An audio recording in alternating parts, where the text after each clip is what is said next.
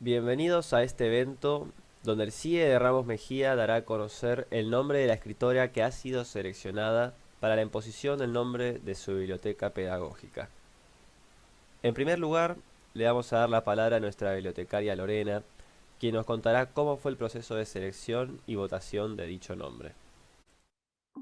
Hola, buenos días. Mi nombre es Lorena y soy la bibliotecaria del CIE de Ramos Mejía. Los CIEs son organismos que hace más de 60 años impulsan, consensúan y articulan las acciones de formación permanente docente en todo el territorio provincial. Dentro de cada CIE hay una biblioteca pedagógica que funciona como un verdadero centro de recursos, de aprendizaje que permite a los docentes transformarse en usuarios efectivos de ideas y de información. En este evento vamos a conocer el nombre que ha sido seleccionado para bautizar a nuestra biblioteca pedagógica. Este nombre fue votado por toda la comunidad docente, quienes en una elección democrática seleccionaron entre los siguientes candidatos: María Elena Walsh, Juana Manso, Pedro Bonifacio Palacios, Jorge Luis Borges, Julio Cortázar y Lucina Álvarez. El edificio que actualmente alberga al CIE, que queda en las Heras 32 de Ramos Mejía, era anteriormente la Escuela de Estética.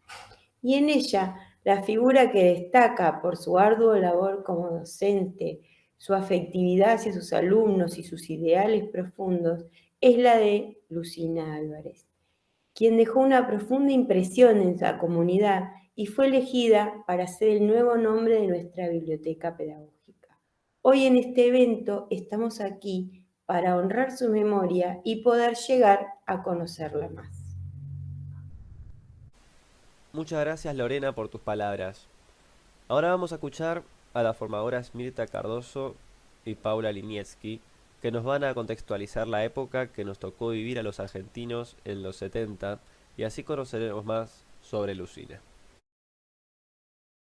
Después de un proceso de votación de varios candidatos propuestos para designar el nombre de nuestra biblioteca, salió elegido el nombre de Lucina Álvarez. Esta elección no es fruto de la casualidad. Es una docente muy significativa para nuestra comunidad de Ramos Mejía y para todo el partido de La Matanza. Ella trabajaba en nuestro edificio en las Heras 32, cuando acá funcionaba la llamada Escuelita de Estética, que también lleva su nombre. Aún hoy, los adultos, que otrora fueron niños en la década del 70 y alumnos de Lucina, la recuerdan por su pasión y compromiso en su desempeño como docente en los talleres.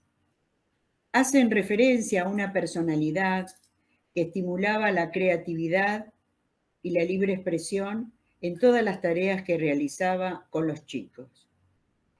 Pasaron 45 años y es habitual que en la actualidad los vecinos del barrio se detengan en el CIE y preguntan: ¿acá es donde trabajaba la docente desaparecida? Hago referencia a estos episodios para decir que aún hoy constituye una herida abierta en la sociedad el recuerdo de aquellas y aquellos que por su compromiso social y su militancia sufrieron detenciones, torturas y desapariciones. Una gran parte de nuestra población busca con valentía y convicción cumplir la consigna memoria, verdad y justicia. ¿Por qué memoria? Porque la sociedad tiene el mandato ético de no olvidar. Porque desde las aulas enseñamos las políticas de la memoria, trayendo al presente ese pasado para problematizarlo y comprenderlo. Debemos, como docentes, atender nuestros conflictos históricos en una sociedad democrática y plural, que acepta los disensos y construye los consensos mirando a un futuro compartido. Es necesario que las instituciones educativas estén alertas y enseñen los argumentos que respondan a la falacia de los olvidos terapéuticos o a la supuesta necesidad de dejar atrás el pasado para proyectar el futuro. ¿Por qué verdad? Porque desde las aulas hace falta transmitir el plan sistemático de represión y exterminio del que nuestro pueblo fue víctima. ¿Y por qué justicia? Porque a diferencia de aquellos que postulan que hay que olvidar, consideramos que sin justicia no hay porvenir. El nunca más fue un pacto fundante de la sociedad democrática argentina. Y esto solo puede ser posible en un Estado de derechos. Para finalizar, nuestro sentido recuerdo y homenaje a todos los docentes y estudiantes desaparecidos durante la dictadura. A Isauro Arancibia, a su hermano Arturo, a Marina Vilte y, por supuesto, a nuestra querida docente matancera Lucina Álvarez. Su compromiso y su lucha nos convoca a recordarlo cada día en las aulas, porque se enseña y se aprende trabajando por la igualdad social y educativa. Postales con memoria de La Matanza. Voy a compartir algunas postales. La primera. En 1974, Raimundo Gleiser, documentalista desaparecido que estuvo secuestrado en el centro clandestino de detención El Vesubio, realizó el documental Me matan, si no trabajo y si trabajo me matan.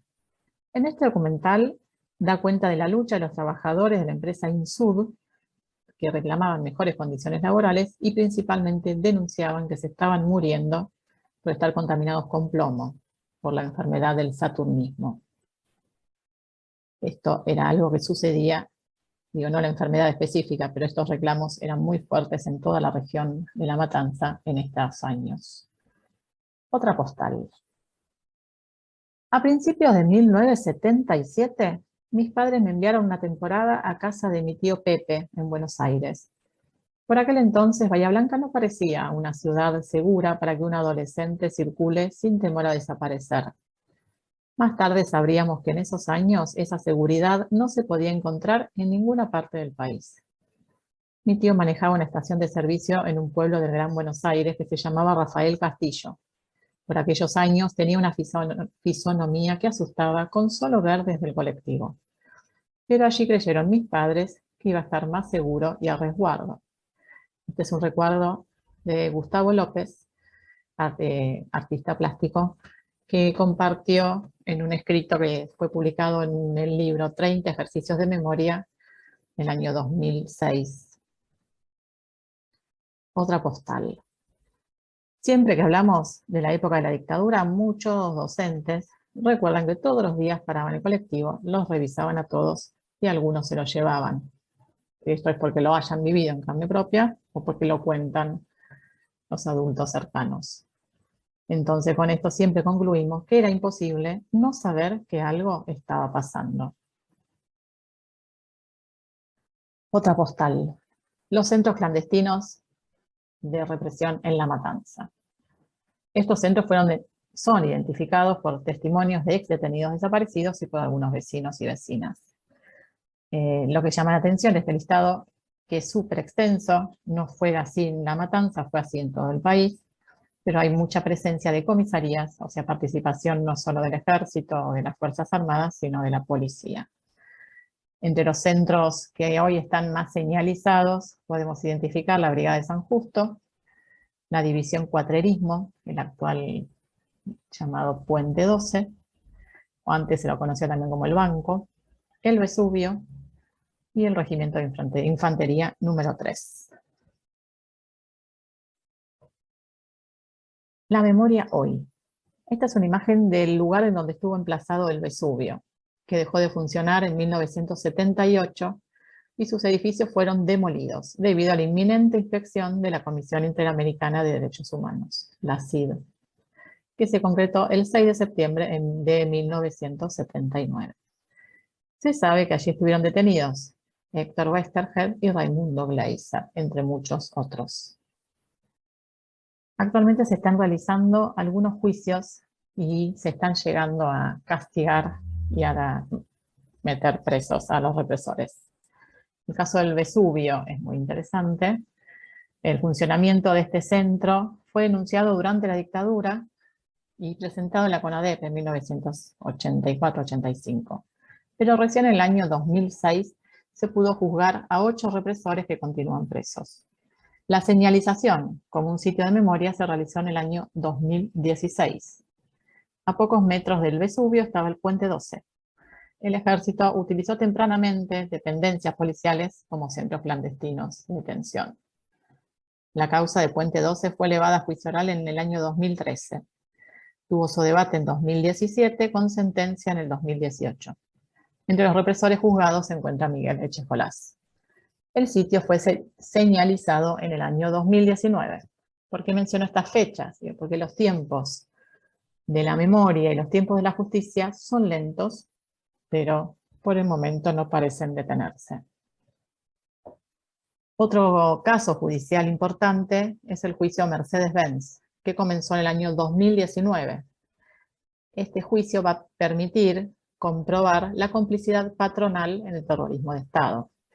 Se sabe por testimonios de uno de los sobrevivientes que estuvieron desaparecidos que el ejército ingresó en la planta de González Catán y se llevó a los delegados de trabajadores. 6 de ellos todavía están desaparecidos. Y cada día se multiplican las postales de la memoria en La Matanza. Voy a mostrar algunas imágenes sin mucha más palabra.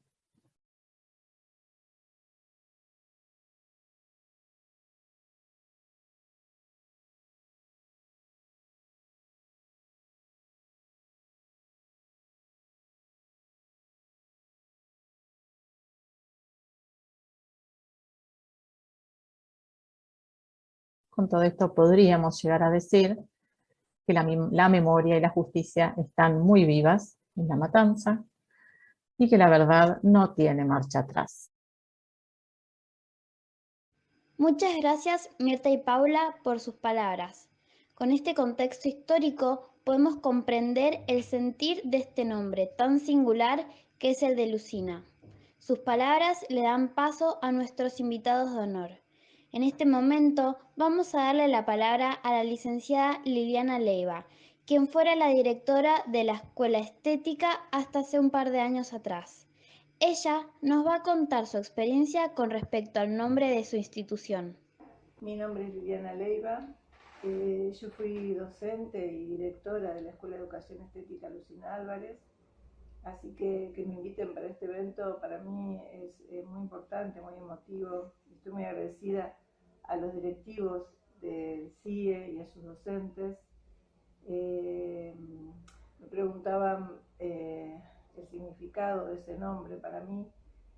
Fue muy importante porque no solamente marcó una huella sumamente fundamental para los talleres de la Escuela de Estética, sino también para la identidad de la escuela. Yo soy profesora de literatura, como lo fue Lucina, y otra coincidencia es que cuando yo comencé a trabajar en la Escuela de Estética, tenía la misma edad que Lucina cuando la secuestraron en la última dictadura cívico-militar. A partir de eso y a partir de todo el recorrido que tuve en esa escuela, muchos fueron los momentos significativos y emotivos, importantes, fundamentales para la constitución de esa identidad. Cuando yo comencé en la Casa de las Heras, que era el primer lugar donde funcionaba la Escuela de Estética, empecé trabajando en el altillo de esa casa y allí construí un aula particular para los talleres y también una pequeña biblioteca porque no la tenía cuando yo comencé.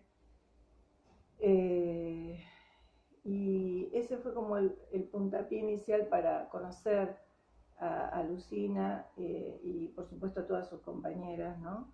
que crearon la primera escuela de educación estética de la provincia de Buenos Aires.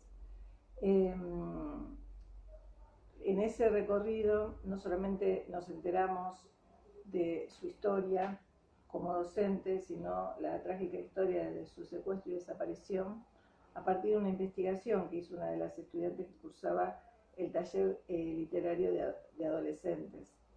Y ahí empezó un camino que nunca paró y que siempre fue muy importante y muy interesante para ser visto desde el punto de vista, no solamente desde el punto de vista social, que es fundamental, sino también desde el punto de vista de cómo hacer con los niños en la escuela de estética, y yo creo que debería ser en todas las escuelas, para producir una práctica del arte y amor hacia él. En el 2007 decidimos, a partir de una propuesta del Estado Nacional de aquella época, del Ministerio de Educación, que podíamos colocarle un nombre a la escuela, y ya veníamos con ese recorrido, encontrando un montón de datos, un montón de situaciones que nos íbamos enterando. Así que pusimos a votación y el nombre de la escuela surgió a partir de la votación de la comunidad, que es Lucina Álvarez. Salió en segundo lugar María Elena Walsh, que fue el nombre de la biblioteca de la Escuela de Estética. Y siempre fue, como cualquier nombre, una identidad muy particular. También este recorrido nos llevó a conocer a Omar, su hermano, a conocer a sus exalumnos como Ana Poliak, a conocer su trabajo en particular, su lucha, su resistencia, su amor a los niños y las niñas, su amor al arte. Creo que eso es algo que nos marcó fundamentalmente, y me parece que la idea de inaugurar una biblioteca en el CIE con su nombre, en ese lugar, es muy importante, es fundamental, porque ese fue el lugar donde Lucina dejó su huella, donde Lucina marcó a cada uno y cada una de esas estudiantes. Ese fue el lugar de encuentro, ese fue el hermoso lugar donde yo empecé a trabajar, ese fue el hermoso lugar donde empezamos un recorrido sumamente emotivo a partir del recuerdo de esta docente tan maravillosa. Así que bueno, agradecida por esta invitación a las autoridades del CIE, a sus docentes. Agradezco fundamentalmente que piensen en ese nombre como una posibilidad para esa biblioteca, porque los libros y Lucina van a estar siempre unidos, pero lo más importante, me parece a mí, es que a partir de la colocación de los nombres en los lugares, como la Escuela de Estética o como esta biblioteca, tienen que dejar una identidad muy particular. La comunidad tiene que conocer quién es Lucina, quién fue, tiene que conocer cuál fue su trabajo y su recorrido dentro de la Escuela de Estética, porque eso hace, como dije antes, a la identidad y al valor tan fundamental que le dio ella a la educación artística y a la educación en general. Así que bueno, agradecida, emocionada, y les mando un gran saludo a todo el mundo que esté pudiendo mirar este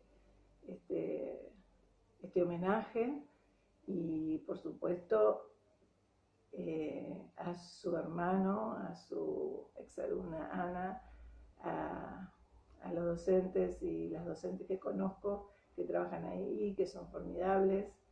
Y bueno, también quería contar brevemente que a partir del 2019, fines de 18, principios de 19, en la Escuela de Educación Estética cerraron los talleres de adultos. Teníamos talleres extracurriculares hacía 25 años, y curriculares finalmente los cerraron. Y bueno, todos los docentes que quedamos fuera de la escuela, y todos esos estudiantes, esos cursantes, diría yo, que como adultos amaron tener esa posibilidad, estamos bajo una consigna que es Lucina resiste. Porque si hay algo que hacía Lucina era luchar por el derecho a la educación artística a todos y a todas. Y creo que es fundamental tener en cuenta ese aspecto. Espero que podamos en algún momento, no solo en la Escuela de Estética Lucina Álvarez, tener de nuevo esos talleres, sino todas las escuelas de la provincia de Buenos Aires. Y también alentar a que no hay edad para la educación artística ni para el conocimiento. Se empieza desde que se nace y se resiste hasta el último momento de la vida. Así que un pedido especial para que los niñitos desde que son chiquititos, bebés, puedan, o al menos desde el jardín infante hasta adultos, al menos hasta las ganas que tengan de ir. Recuerdo que teníamos cursantes de 90 y pico de años, tengan esa posibilidad, porque es maravilloso, es maravilloso. El arte, dijo alguien por ahí, es cuando con la vida no basta. Les dejo un saludo y un abrazo para todos y todas. Ahora quisiera presentarles un corto muy emotivo de la cineasta, la señora Anna Polyak, quien fue alumna de la Escuela de Estética y nos transporta de su mano a ese mundo mágico que solo Lucina podía lograr con su presencia luminosa y su gran dulzura.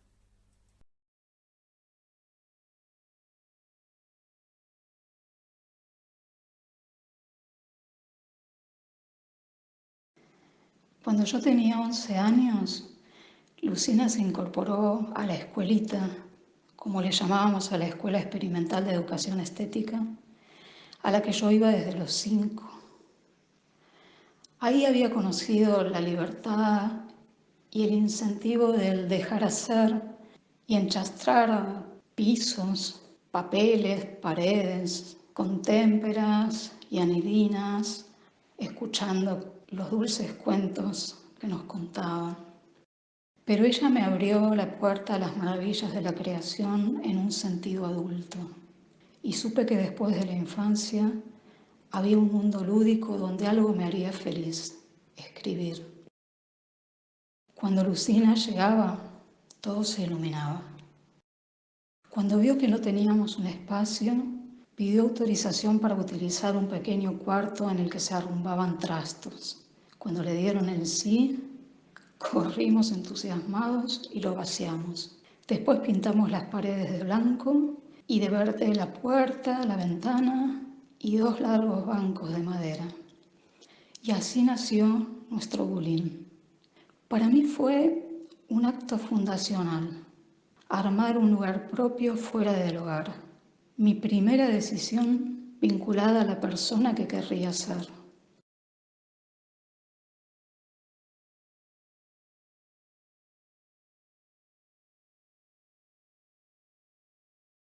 Allí escribíamos partiendo de cuentos, pinturas, consignas.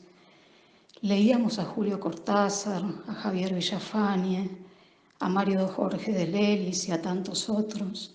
Quedábamos hipnotizados ante un cuadro de Van Gogh y hasta tuvimos visitas de escritores amigos como el maravilloso Isidoro Blaisten. Jamás nos dio una idea digerida acerca de nada. Nos empujó a desarrollar nuestra capacidad de observar, buscar, razonar, sentir, intuir, crear. Un día nos preguntó si sabíamos qué era el nazismo. Nos miramos todos en silencio, nadie lo sabía. Nos propuso averiguarlo para la clase siguiente. En mi casa, de familia judía llegada al país huyendo de los campos de exterminio, tuve la primera conversación al respecto. Poco después nos llevó a un teatro donde se representaba Cuánto cuesta el hierro de Bertolt Brecht. Fue la primera obra de teatro para adultos a la que asistí en mi vida. La sala funcionaba en cooperativa y al final de la obra había acordado un encuentro con sus integrantes para que les hiciéramos preguntas. Y así fue. Hablamos de cooperativa, de teatro. Fue hermoso. Otro día leímos El Principito, hicimos ejercicios literarios a partir de él y un fin de semana fuimos a ver una versión cinematográfica. Después la comentamos y recuerdo mi decepción que ella compartía al encontrar que la hermosa y única rosa que yo había imaginado en la película era un cliché burdo hecho de la sobreimpresión de una rosa verdadera con una especie de vedette que hablaba sensualmente. Con el tiempo, a esas salidas se sumaron visitas a su departamento, donde conocimos a Oscar. Un día del año 1976 llegué a la escuela y Lucina no estaba. Nos llamaron desde la dirección, cerraron la puerta y nos dijeron: Lucina está muy enferma, pero ni se les ocurra ir a su casa. Seguimos yendo semana tras semana a la escuelita y no volvía. Lucina no tenía teléfono. Recuerdo ir con un amigo por los bares de Ramos Mejía, llamando desde teléfonos públicos a sus amigos. ¿Saben algo? No, respondían, no sabemos nada. Y se hacía un silencio. Sus voces se iban apagando y alejando, enmudecían, como si ellos también estuvieran desapareciendo. No puedo recordar cuándo comprendí lo que realmente sucedió, ni quién me lo dijo, ni cómo. La esperé y la busqué por años. Fui recogiendo trocitos y armando un rompecabezas. Quería dedicarle algo y todo me parecía poco. 14 años más tarde, cuando terminé mi primera película, sentí que era digna y que podía dedicársela.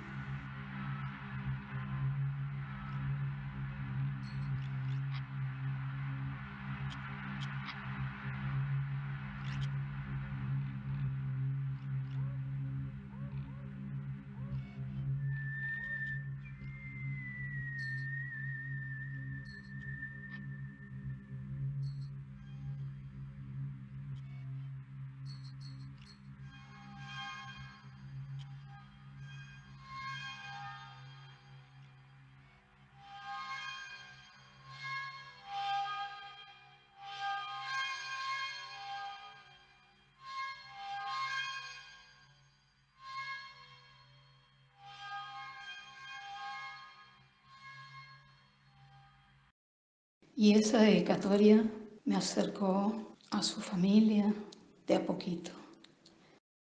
Al hermano de Oscar, a Leandro, el hijo, a quien había conocido en brazos de Lucina en la escuelita, amamantándose, y ahora tenía 19 años.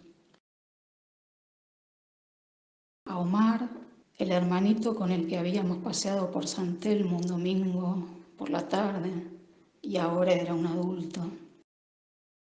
Y así llegó a mis manos también una hermosa foto, que fue lo único que se encontró en el departamento de Lucina y Oscar después de su allanamiento. Y es tan curioso que hayan querido desaparecernos y sin embargo estén aquí, siempre tan cerca.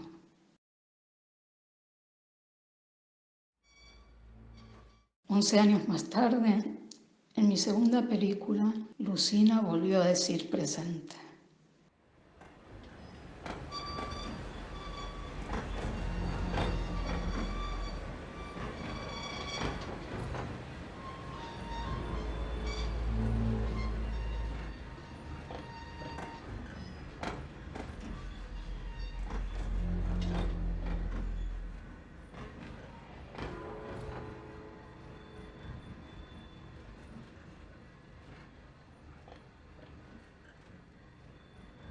Cuando yo tenía 14 años le escribía cartas a mi maestra sin imaginar que la estaban torturando.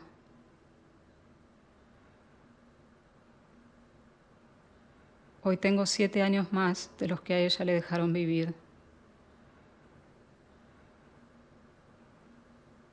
¿Cómo se puede caminar entre cadáveres sin estallar en alaridos?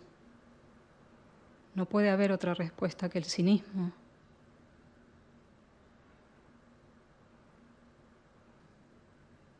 ¿Qué es la realidad?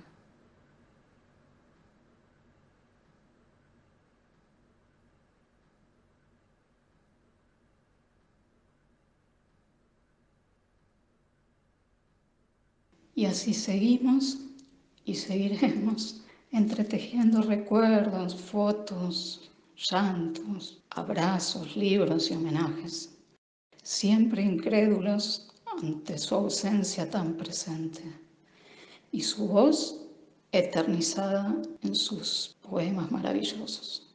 Dejo aquí uno de ellos para devolverle la palabra.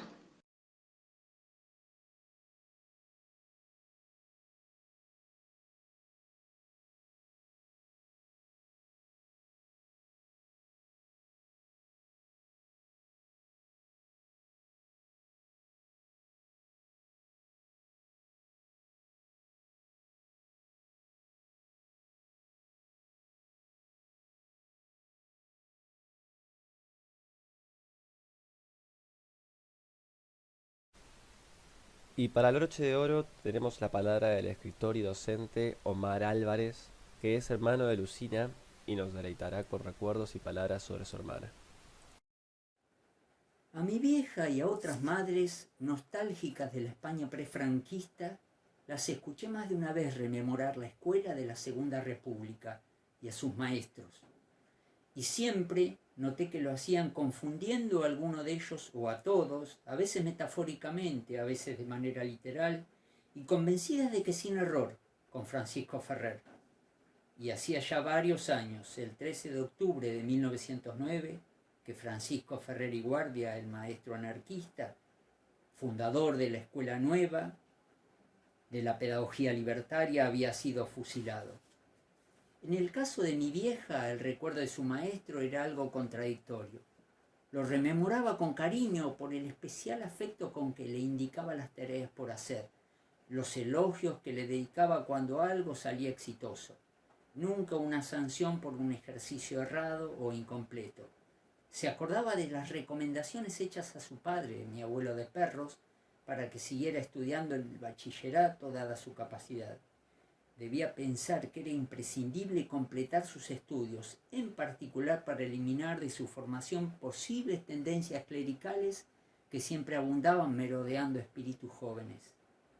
Pero lo describía como implacable, perturbador y hasta desagradable, que daba mucho miedo cuando la retaba porque se había apurado demasiado en hacer la tarea sin cometer errores, frente a otros niños que quedaban más rezagados. ¿Cómo puede estar mal visto cumplir? ¿Cómo puede ser malo hacer las cosas bien?, reflexionaba mi vieja. O más bien, decía que eso era lo que se quedaba mascullando de chica en tales ocasiones, después de asustarse por las aunque predecibles desmedidas reacciones de su maestro, aunque concluía que eso fue justamente una de las enseñanzas que Francisco Ferrer le había dejado, solo que lo comprendió mucho tiempo después, que el verdadero mérito no está en llegar primero, sino en llegar junto a mi compañero, que si mi esfuerzo es más rendidor, pues que sirva y brinde ayuda a quien la necesita, que más y mucho más importante que la competencia es la cooperación. Eso decía mi vieja. La escuela de aquel pedagogo renovador se metió en la cabeza y creo que en el corazón también de muchos maestros revolucionarios, libertarios o democráticos.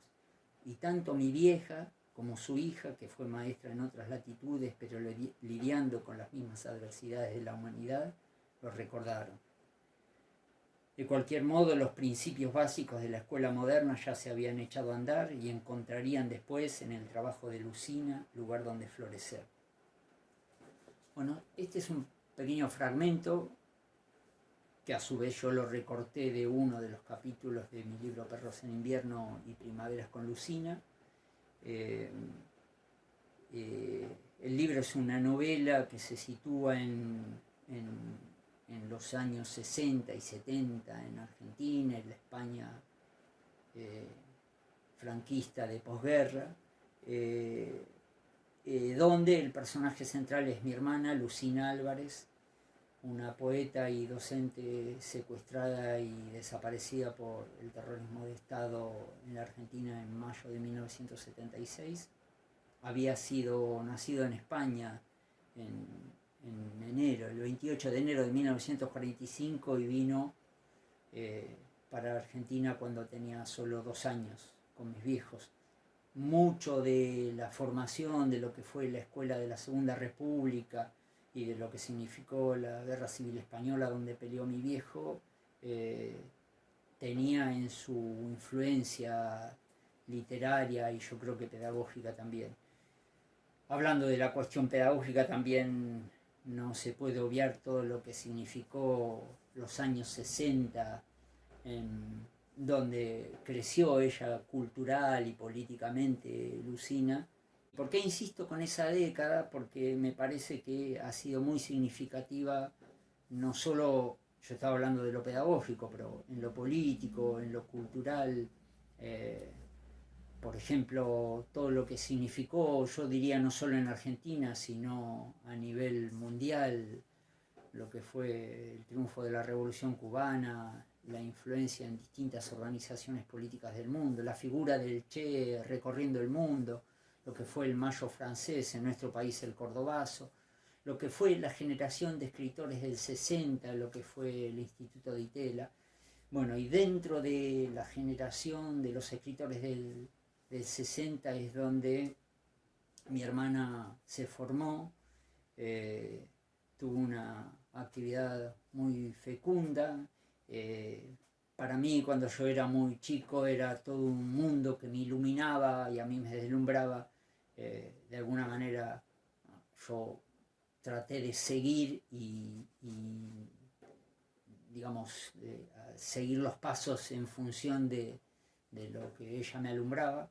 Pero lo que yo quiero reivindicar es, y yo diría no solo de Lucina Álvarez, de Oscar Barros, su compañero y marido también secuestrado en esa dictadura infame, sino la lucha de toda una generación que peleó por transformar el mundo, por hacerlo más equitativo. Y que es una lucha que en realidad no se termina. Yo diría que la lucha de la humanidad forma parte, es una cuestión inherente a la existencia de los pueblos. Para cerrar, me gustaría leer un pequeño poema. Ustedes seguramente tendrán ahí otros poemas de Lucina, pero este es un poco menos conocido. Y bueno, y me quiero referir a este porque me parece que también es algo quizás no tan político como otro, pero muy representativo de lo que fue la generación de los poetas de los 60. La sombra. Por Venezuela, bajando, amigo mío, en la hora amapola de la tarde, en esa hora, ¿sabes? Que si te pierdo, perdido por gorriones, por ganas de habitar locomotoras, yéndote por cartas escritas hace mucho, si te pierdo, un poco de la luna se me muere. Por Venezuela, calle abajo, te decía, colgado de tu mano, con un poco de azul por el vestido y otro poco de viento, Buenos Aires, tocándonos la cara. Nos caímos, ¿te acordás? Por aquel tobogán loco de la tarde. ¿Qué nos creyó magos? ¿Acaso ese olor particular de los cafés, que todavía tienen mesas de madera? ¿O la calle Butelera arrinconada en una vieja historia de almanaque? Tuve de vos las cosas ciertas, los asaltos inocentes a boliches, el ojo marrón de una taza de café con 2 lágrimas dulces por azúcar, los vermicellis como hilos de la vida, al azar cortados, retomados. Tuve tu manera de cigarrillo negro, Solías quitarme la tristeza como se quita un guante, inventarme azules por un rato, borrarme los fantasmas con una mano alegre. Solías mirarme de ese modo, solías decir muchas palabras. Tantas palabras me decías, me dijiste, me decís.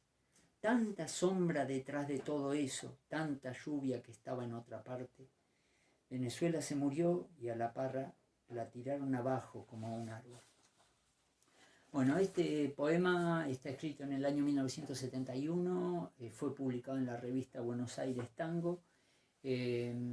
Y bueno, quiero agradecer a la gente de la biblioteca del CIE, del Centro de Información e Investigación Educativa de Ramos Mejía, especialmente a su bibliotecaria Lorena, que me dio este espacio, y quiero saludar y unas buenas nuevas a todos los compañeros docentes que participan de los cursos y de la lectura de la biblioteca, y en general a toda la gente que asiste a las bibliotecas y a la, de algún modo, reivindicación del libro, que sin necesidad de ser filósofo no es difícil darse cuenta que el libro es un instrumento de la libertad de los pueblos, en la medida que el conocimiento sea accesible para todos. Es una herramienta fundamental para la libertad. Y para cerrar los versos de mi hermana, de Lucina Álvarez, para que nos siga guiando en la lucha que nunca se termina, no vayamos a olvidarnos de la luz, que no está allá arriba, sino aquí, por estos lados.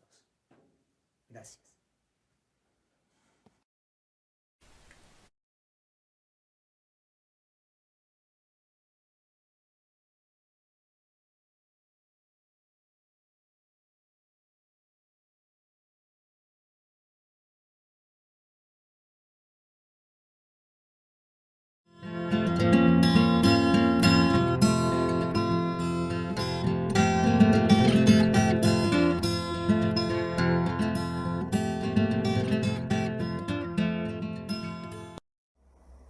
Morirse. Ocurre que unos se mueren de risa, otros se mueren de ganas, otros se mueren de frío, otros se mueren de rabia, otros se mueren de hambre, otros se mueren de un susto. Marías se mueren de umbrales, bares se mueren de grilles, tantos se mueren de solos, suicidas se mueren de mundo, otros se mueren de andamio, un árbol se muere de pie, un jefe se muere acostado, solteras se mueren de pueblo, Rilke se muere de flor, Emily se muere de triste, trenes se mueren de horario, tranvías se mueren de olvido, un loco se muere de suelto, amores se mueren de dudas, zapatos se mueren de calle, mateos se mueren de asfalto, relojes se mueren de tiempo, muy uno se muere de che, otros se mueren de estatua, algunos se mueren de lluvia, otros se mueren de noche, otros se mueren de viento, otros se mueren de luna.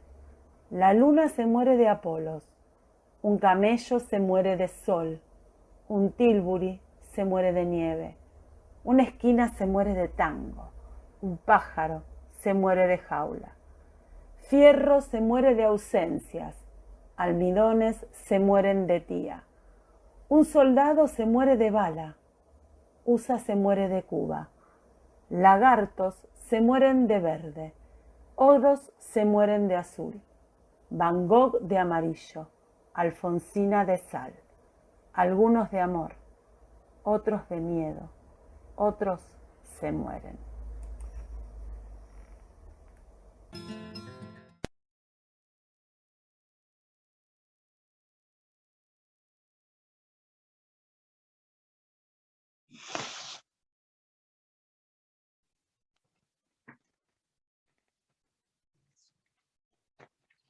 Poetas.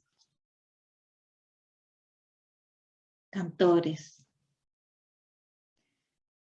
desollinadores de la vieja memoria, rumiadores celestes de palabras, caballeros andantes de la melancolía, buceadores de la magia, filatelistas de la ceniza, lamas de los papelitos.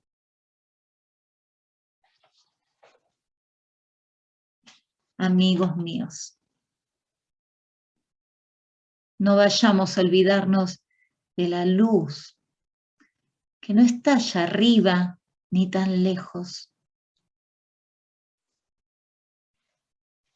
sino aquí, por estos lados.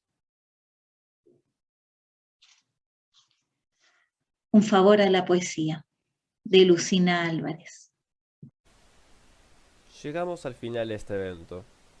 Queremos agradecer muchísimo el compromiso y dedicación de todos los que colaboraron.